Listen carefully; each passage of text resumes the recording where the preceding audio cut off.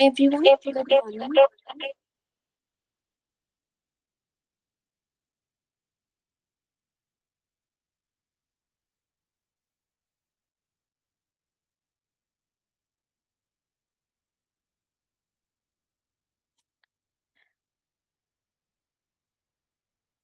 We'll just wait for another 2 minutes in case anyone is joining, and then we'll begin with the session.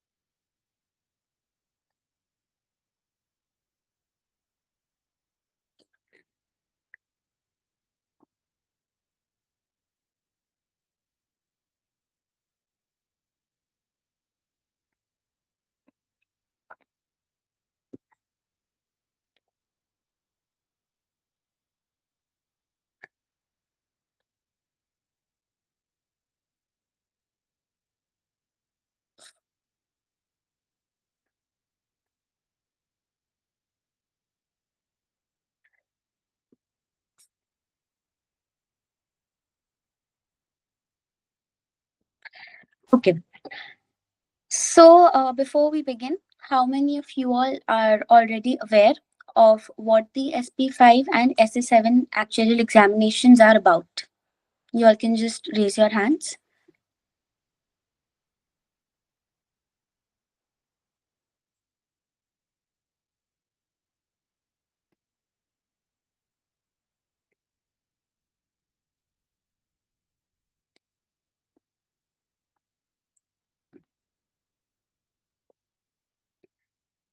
Okay.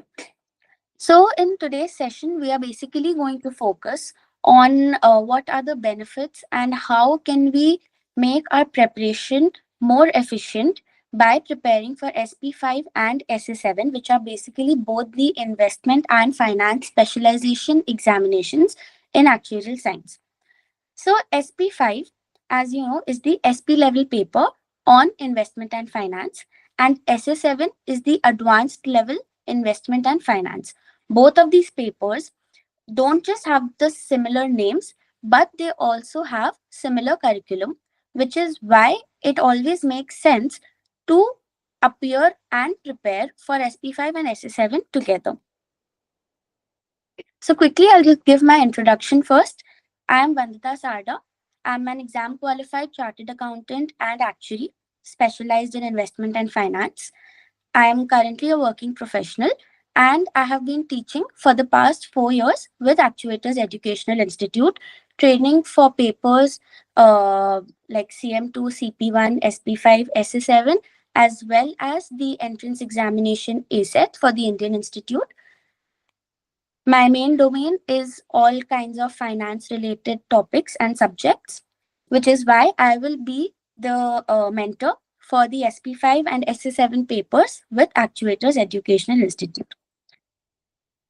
So, now an overview of what we are going to look into.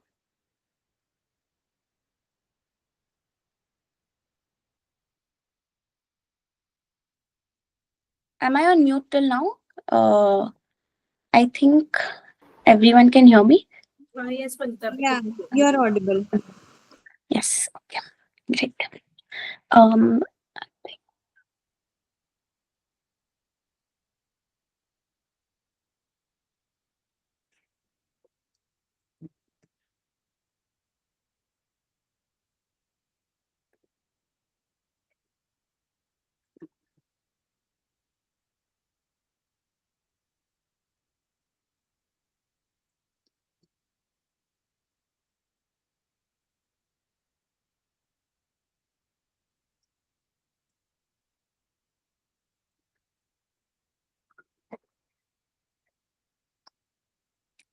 yes.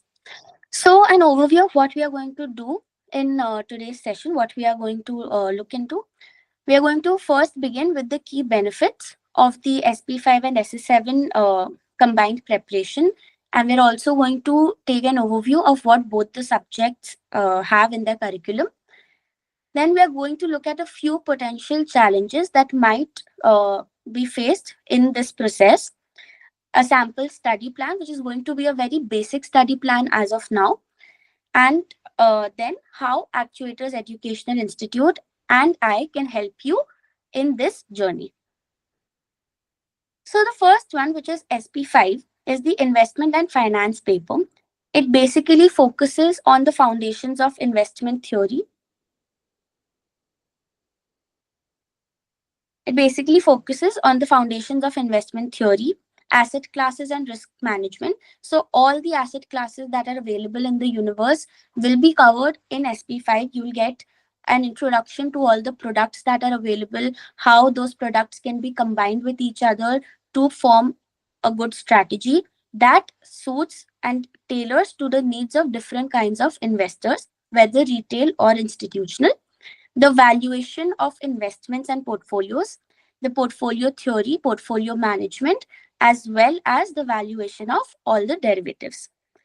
Then in the advanced level, which is SA7, it basically continues from SP5, where all the knowledge we gain in SP5 is going to be applied in the real world scenario, different case studies. There's going to be strategic investment planning using these products and knowledge, portfolio construction for different clients, like they could be high net worth individuals, they could be retail investors, they could be funds, they could be banks, they could be insurance companies, etc. And then the real world case applications. So in the SP5 curriculum, as you can see, of course, since SP5 is the base for SA7 as well, it's a more comprehensive curriculum which begins with the different kinds of derivatives and the specialist asset classes. Then we come to the economic influences such as the monetary policy, etc. Then we have the theory of finance, the regulations related to financial services, legislative and regulatory framework, wherein we discuss the different regulatory regimes in the world.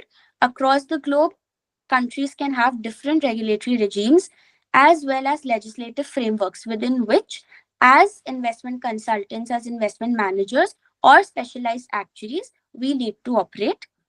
Then we have the fundamental analysis, which continues into the valuation of investments using different methods. After that, we have industry classification, investment indices, etc. These topics mainly focus on some general knowledge of the investment and finance domain. We have performance measurement to see how investment managers and consultants are performing, how our decisions, our recommendations are performing with respect to our competitors, with respect to some benchmarks, etc.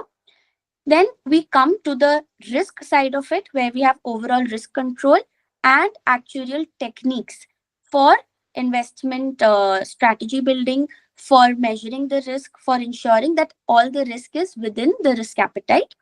Then we have portfolio management, wherein we have different ways of constructing the portfolio, how we can manage them, what considerations need to be taken.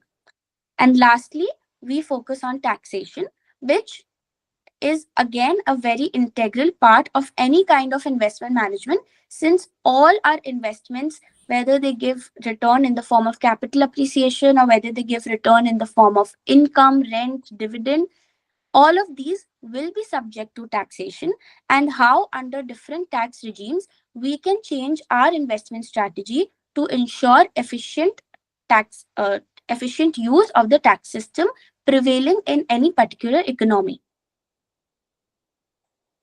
Then coming to the SA7, since SA7 focuses more on real world problems and application of already gathered knowledge on the investment and finance domain, it starts with the introduction, which would be a quick revision of the topics covered in SP5.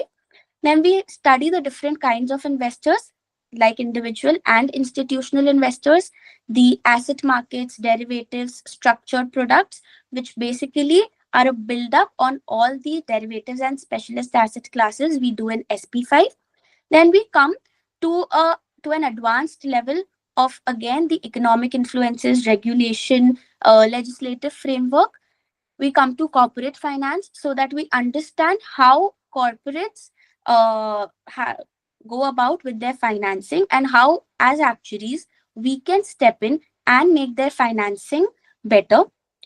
We have the economic, monetary, and political influences. For example, how quantitative easing plays a very big role in the performance of investments. We then come to the main part, which is the investment analysis, psychology, strategy, management, and consulting. So, the last few topics focus completely on how, as actuaries, we are going to work in the environment. Both the subjects will involve some problem solving. Now, SP5 is more technical in nature, and SA7 is more application in nature. Now let's discuss the key benefits of why preparing for SP5 and SS7 together just makes sense.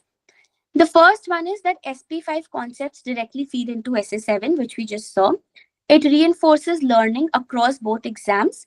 For example, in SP5, we have the capital asset pricing model, using which we do valuation of investments as well as some level of analysis of our investments. Similarly, in SS7, we have a topic for application to strategic asset allocation. Now, in the process of strategic asset allocation, how can we apply the CAPM will be learned. Efficient study time, because of course it's going to be time saving. In SS7, a lot of it is a quick revision of SP5. A lot of things will just be directly referred to from the SP5 material. So there are a lot of shared topics, which means we don't have to relearn both topics for different diets if we are not preparing at once. For example, learn about bonds once and then apply them in both contexts. Whether you want to go for a theoretical question in SP5 or a basic level question, as well as some advanced level questions. For example, how we can use bonds for a liability driven investment strategy, how we can use bonds to hedge inflation, what kind of liabilities are suited with bonds, etc. The third benefit is a deeper understanding. At SP5, suppose if you are preparing only for SP5, you will be learning the basics about everything.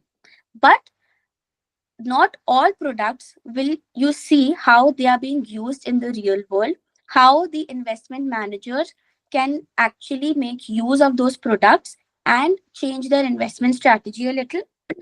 But if you use that knowledge and also prepare for SA7 simultaneously, you will be a part of a layered learning from technical to applied.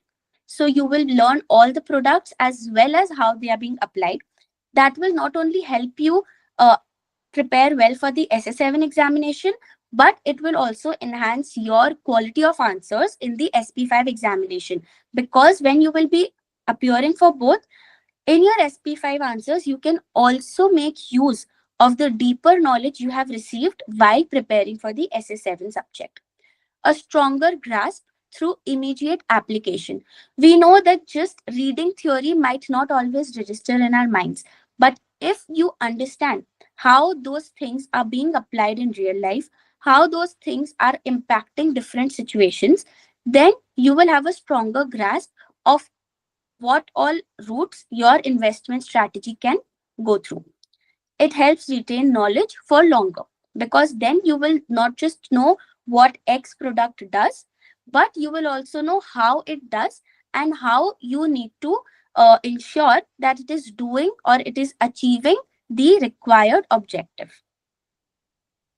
Career alignment, end of the day, all of us are becoming actuaries in order to succeed in our career, in order to do better, in order to climb the ladder. So when you are appearing for SP5 and SS7 together in one diet's preparation, you are specializing in the field of investment and finance.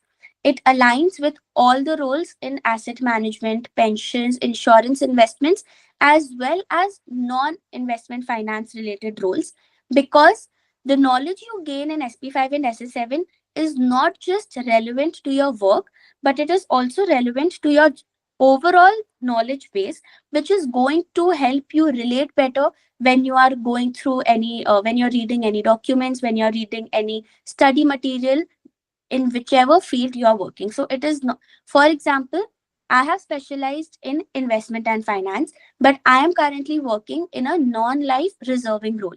So over there also, the investment and finance knowledge comes in whenever there is any conversation related to, let's say, the financial statements, or how we can study the returns better, how we can make the model better for the asset returns. It shows commitment and expertise to employers because, number one, you will be appearing for two big papers or two specialized papers in one diet, as well as you'll be gaining the knowledge for both. So that will show your expertise as well as your commitment to your career to your employers. The fifth benefit is the reduced duplication. Like we discussed before, there are a lot of overlapping topics.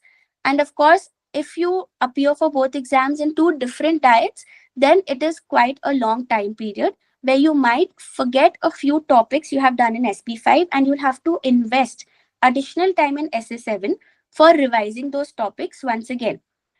If you do both together, then of course you'll be saving on a lot of time in that sense.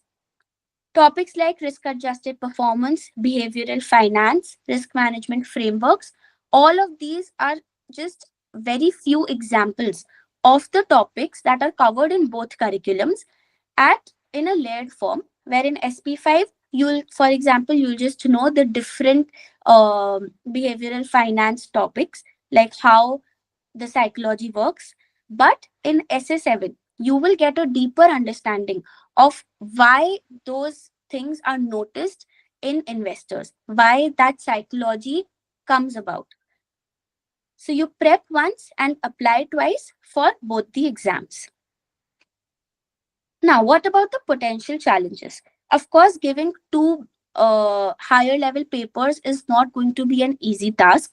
Even though there is going to be overlapping, there is always some additional stuff in SA7 that needs to be done apart from what you've already done in SP5.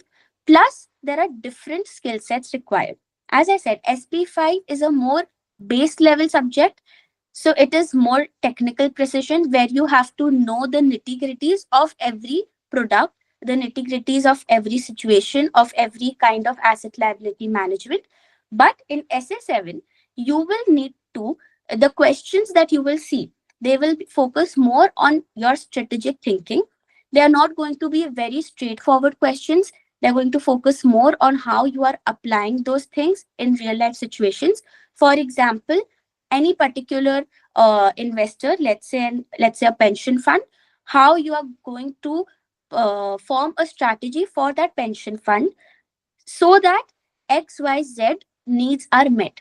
The nature of their liabilities, you'll have to do an analysis for them and then give recommendations with pros as well as cons of what kind of investment strategy can they apply, what kind of products, what kind of assets should they invest their surplus funds in. Of course, it requires a lot of disciplined time management since you will have to do both at the same time. You need to manage your time well in order to ensure that you're completing the curriculum for both, as well as solving past papers and doing a lot of practice questions for SP5 as well as SA7, as both of them will have different kinds of questions. Your answer content might be similar, but how you are forming your answers, how you are putting your points across will differ. So that part of it is going to be different for both the papers. We are targeting to complete the entire curriculum for both the subjects in 3 months. So in these 3 months, the first month we are going to begin with the SP5 theory, and as we go along with the theory, we are also going to keep doing practice questions from those topics. Then in the second month, we are going to complete SP5, and after that, delve into SA7, where we are going to first do all the parts that are just a build up on SP5. And in the third month, we are going to cover those topics that are completely fresh in the SA7 curriculum. as well as practice questions relating to them. Now, in these 3 months, by following this plan, we would have completed the entire curriculum for both the papers and also done a comprehensive set of practice questions. After that, the time left for your exams, you need to focus on the final revision, the mock examinations which we'll be conducting, and of course the past paper simulations. Because in the practice questions, while we will be covering a lot of past papers related questions and some actual questions, there will always be a lot more questions, a lot more papers that we will be leaving out, so that once you are done with both the subjects, you can apply your entire knowledge in those papers and see the difference in your answers, see the difference in your preparation. How we at Actuators Educational Institute can help you in this journey. We will be providing you with 100% recorded lectures of all the topics, which are just, let's say, a diet prior to what you will be appearing for. Apart from those recorded lectures, we are going to have weekly live sessions. Since most of you would be working and have other commitments as well, we prefer that you have prior knowledge of the topic, and then in the weekly live sessions, that will be in the frequency will be increased closer to the examinations. In those sessions, we'll do quick revision of important topics. We'll do all the doubt clearance as well as progress tracking to ensure that all of you are on track. And in case for any reason you are trailing behind, we can help you on how to catch up and what all to focus on in those weekly live sessions. We'll be providing you a few notes, a few tips on how you can combine the content in both the subjects in order to give better answers, in order to have more content to write. So you'll having well rounded answers and not just very base level straightforward answers. We'll be doing some past paper understanding and solving, which means we will a solve past papers together in the sessions, and b also we'll be giving you assignments on solving a few past papers, trying it out for yourself, and then understanding the solutions to those questions in a fully rounded way. We'll be uh, asking you to appear for mock examinations for both the papers, and then a detailed evaluation, which means not just marking the papers but also for every answer how to make it better, what are the positives in the answer, what are the negatives, what points could be added, and how can you most importantly think about the answer when you are reading a question. So, for example, for SA7 questions, usually there are bigger case studies. So, in those questions, how should you approach the question?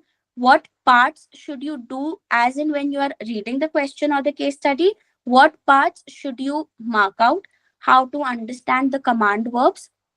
And what areas to focus on after the mock examination has been appeared for? So, all the guidance for both the papers will be provided mainly by me. And I scored All India Rank 1 in both SP5 and SA7. So, I am in quite a good position to guide you on how to make your preparation as good. Apart from me, there will be other faculties from AEI who will be helping you in this journey. We have a lot of specialized professionals in this domain to guide you.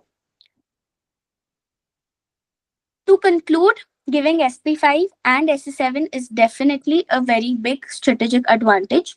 It requires commitment in terms of time and effort, but it also offers significant overlap and career value. With the right plan and the right guidance, success is absolutely achievable. So it is not like giving two papers would be a very big task for you. It can be easily done once you have the right plan, you have the right tracking and the right guidance. Anyone, any questions?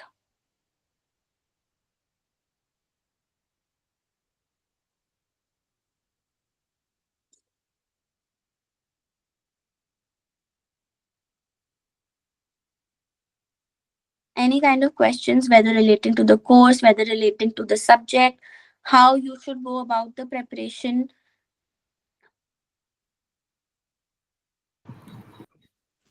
Yeah, hello. Just a quick question. So the classes will be conducted on weekdays or weekends? The timings? So, once we have the batch ready, as I said, most of you will be working professionals, so the timings will be tailored to the needs. But we usually do either weekdays early mornings, weekdays late nights like 9 p.m. ish, and when we'll be having the weekly sessions, those will probably be during the weekends so that we can have a few longer hours, like 1.5, 2 hours session to cover more content. And what will be the typical duration of each class? So weekdays usually that will be 1 hour, and weekends we'll stretch it to 1.5 hours for sure, and can also go up to 2 hours depending on the week, what content has been covered during that week. Thank you. Thank you.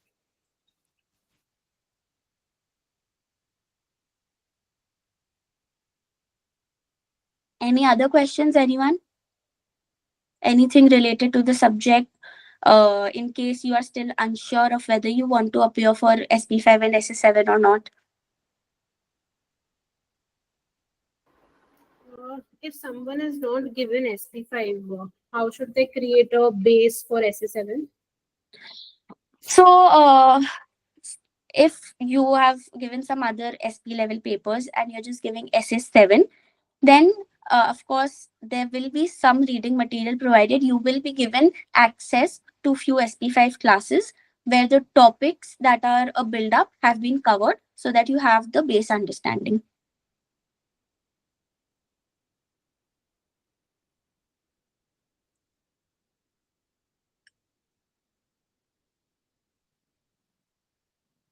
Hello, ma'am. Could you please also highlight on the scope of the investment and finance career as a part of actuarial science? Sure. So, if you're specializing in investment and finance, earlier, of course, there were very few roles for actuaries who have been specializing in investment and finance. But now, as actuaries, we can always work with uh, banks and insurance companies in their investment and finance department.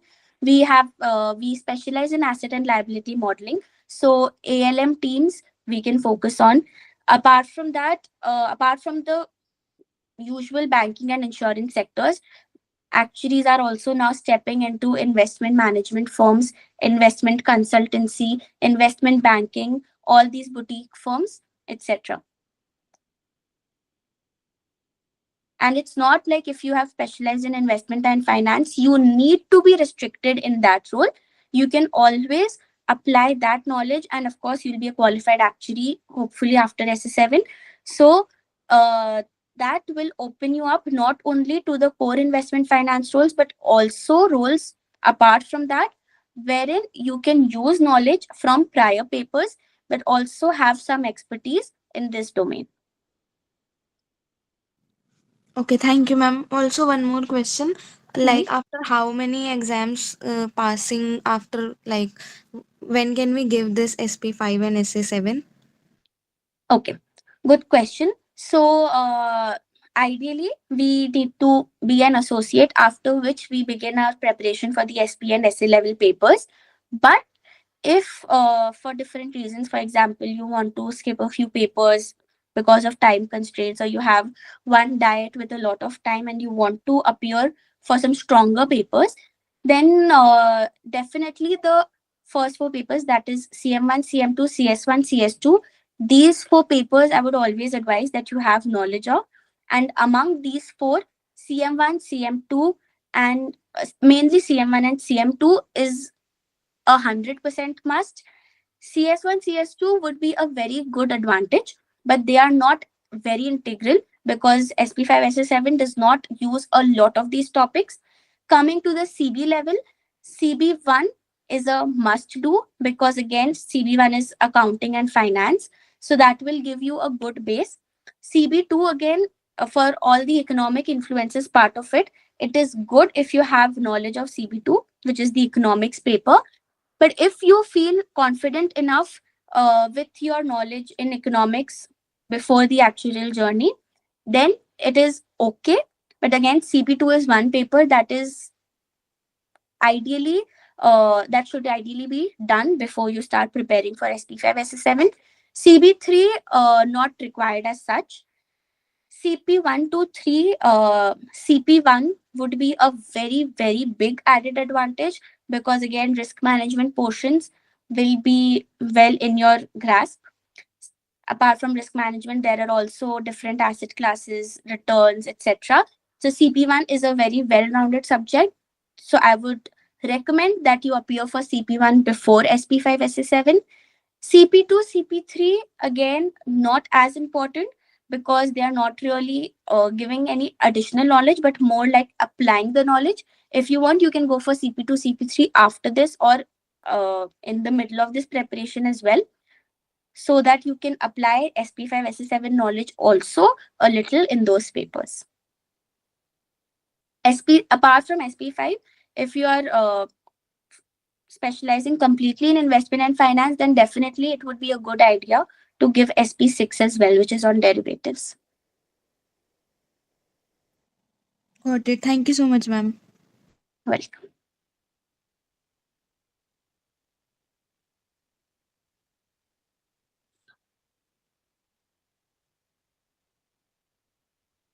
What other questions?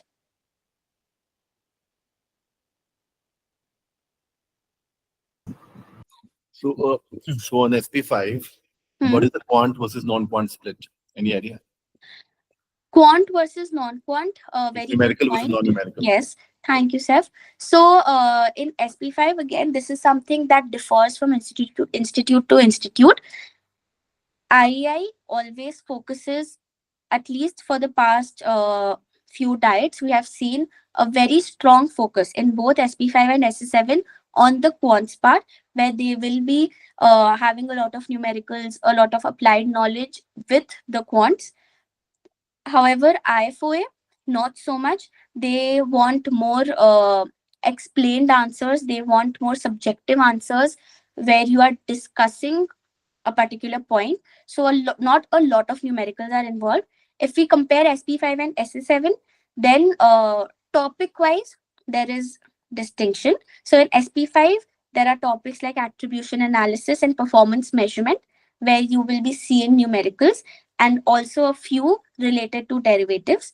However, in SS7, when we come, the numericals focus more on things like an entire portfolio or an entire investment strategy, what results they are going to give, etc. So I would say for SP5, on average, you can expect like a 35-65 or maybe a 40-60, where 35 to 40% would be quants based. And in SA7, it would for IFOA, it comes down a little. It would be around 25-75 usually, whereas for IEI, it still remains around 40 to 60 only.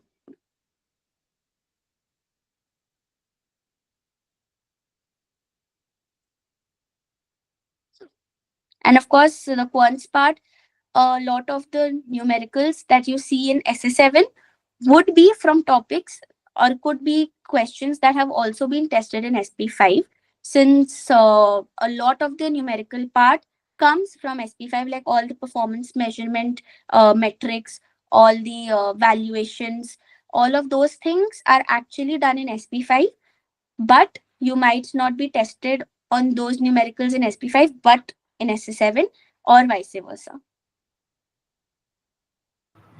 Thank you.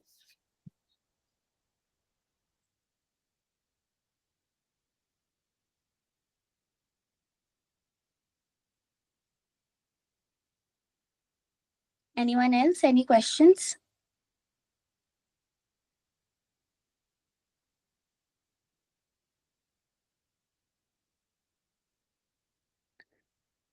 Okay, then I believe we've had a quick, good session on how we can expedite our success. So Begin your preparation as soon as possible if you want to appear for SP5 and SA7 together, especially since as much time as you have before the exam, you can prepare better and you can be a lot more stress free. Thank you so much, everyone. Hope you enjoyed the session. Hope it was helpful. Thank you. Thank you so much. Thank you. Bye. Bye-bye. Have a good day.